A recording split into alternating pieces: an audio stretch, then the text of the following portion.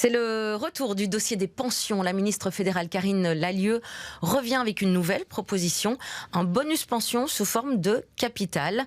C'est le soir et Sud Info qui le révèle. Bonjour Maxime Dieu. Bonjour. De quoi s'agit-il exactement ? Eh bien, le projet prévoit de récompenser ceux qui choisissent de travailler plus longtemps. Cela concerne ceux qui, pouvant partir à la retraite anticipée, choisissent de prolonger leur carrière de maximum 3 ans en 45 ans de carrière.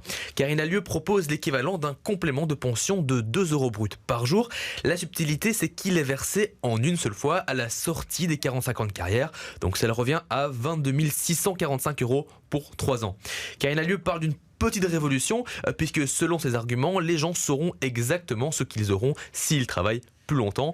Un modèle inspiré des Espagnols, il a déjà fait ses preuves là-bas et est approuvé par l'Europe. Karine Lallieu assure que la proposition est neutre budgétairement. Elle permettrait même de réduire le coût des pensions, puisque les gens sont incités à travailler plus longtemps et soutiendrait ainsi l'emploi.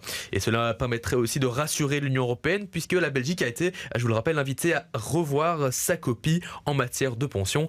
Donc Karine Lallieu parle d'une réduction de 0,05% du PIB du coût des pensions à l'horizon 2070. Et alors, est-ce que d'autres mesures sont prévues ? Oui, et parmi elles, la réforme de la péréquation des pensions des fonctionnaires. Donc c'est le mécanisme qui permet aux pensions des fonctionnaires retraités de suivre l'évolution des salaires des agents en activité.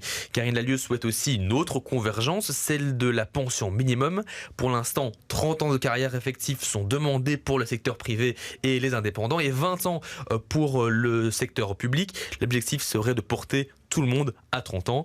Et puis la ministre souhaite une fiscalité plus équitable pour le deuxième pilier, les pensions complémentaires.